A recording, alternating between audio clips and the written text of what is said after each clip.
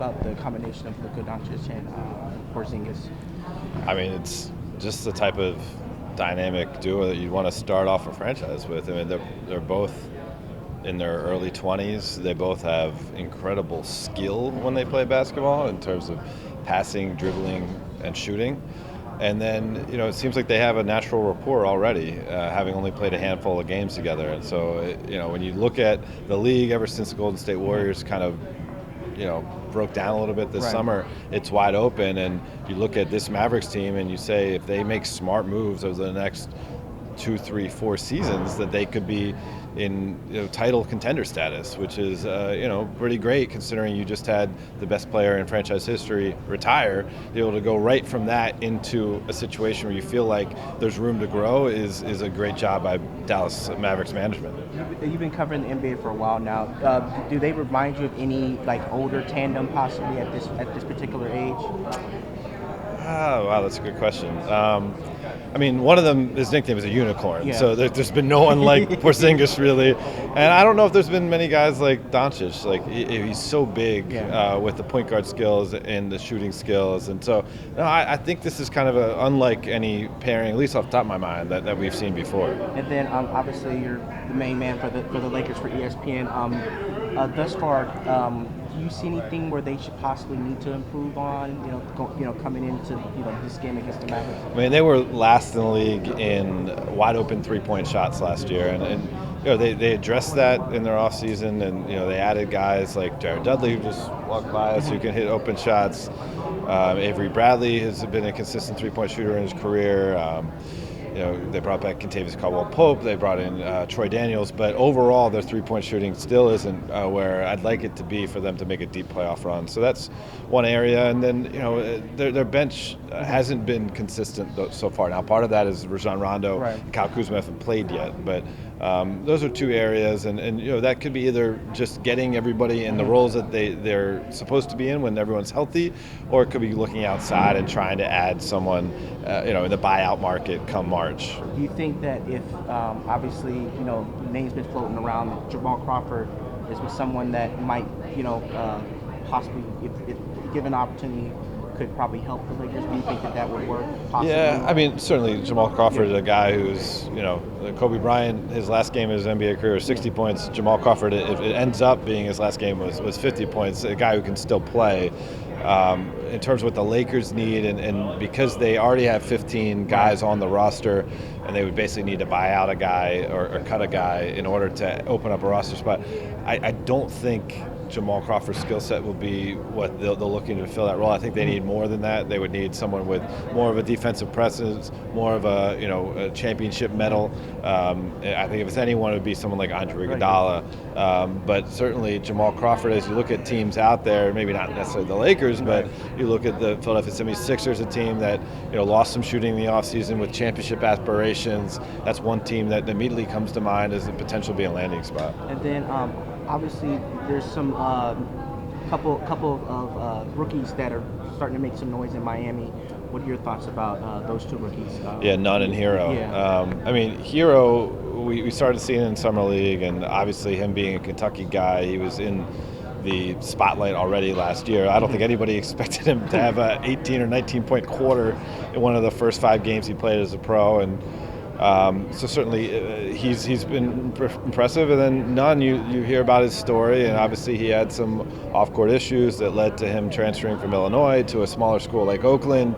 But guys who can score in this league and have the confidence to score without the resume are pretty special. And I imagine they found themselves a legitimate NBA rotation player in Nunn. Now, whether he's going to be averaging 25 points per game remains to be seen. But both those guys added to getting a Jimmy Butler in the offseason and still having some vets like Bam Adebayo, or younger vets, I should say, Bam Adebayo and Justice Winslow, and they have Olynyk and Dragic. You look at that group together, they've already beaten Milwaukee. They should be a top 4 or 5 team in the Eastern Conference with a championship coach there.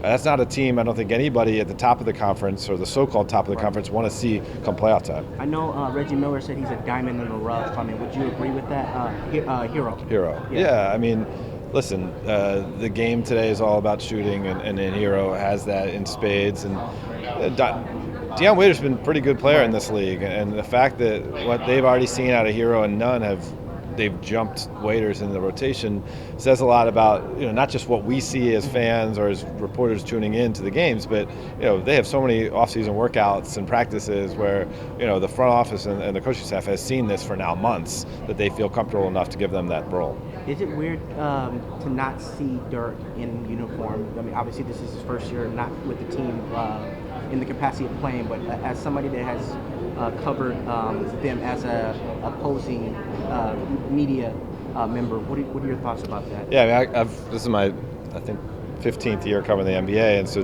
the meat of Dirk's career, I've seen him. I think I was in this building the night he scored his 25,000th point against the Lakers, and so I feel connected to his career in some sense. I made sure to walk around the arena today to see out the new street named after him, Nowitzki Way. I noticed on the court there's a shadow of his form shooting the fadeaway, which was a really nice touch the first time I saw that, and.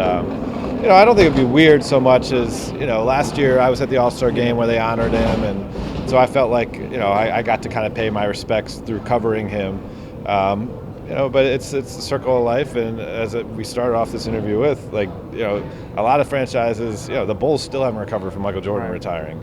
It seems, at least right now, that they've done a pretty good job of making sure that they don't have this dark period in franchise history after he retires where, if you're a Mavericks fan, there's stuff to look forward to every night right now. And then final question, do you think D Rose gets an All-Star bid this year? Because I know he led most of the voting and didn't get voted in last year. Yeah, I mean, certainly there's a scenario where I could see it playing out. Obviously, he's done well for Detroit numbers-wise already. They're going to have to win some games, but you talk about a send-off for a guy going back to Chicago for the All-Star game.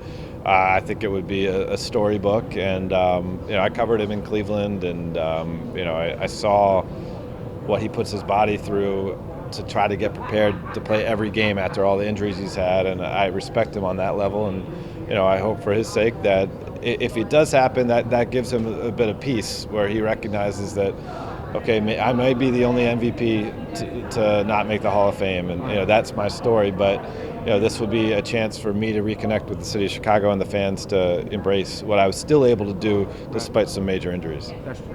Thank you. I did want to ask you one question.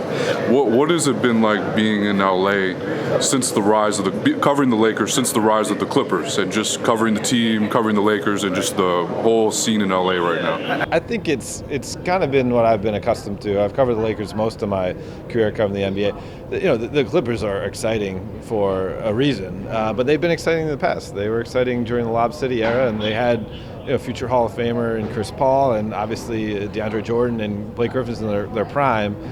I don't think this Clippers team all of a sudden is going to change Lakers fans' thinking. What we are going to see is all 4 games are going to be a circus-like atmosphere. The opening night was fantastic. Some of my friends in the media who have covered European soccer, where they have games in neutral locations, where it's basically 50% one team fans, 50% the other, and you hear chanting and cheering and booing the entire game long for both sides. That's what it felt like at Staples Center on opening night. And so that, to me, is what we can actually point to is something that's real, that's going to be 4 great games.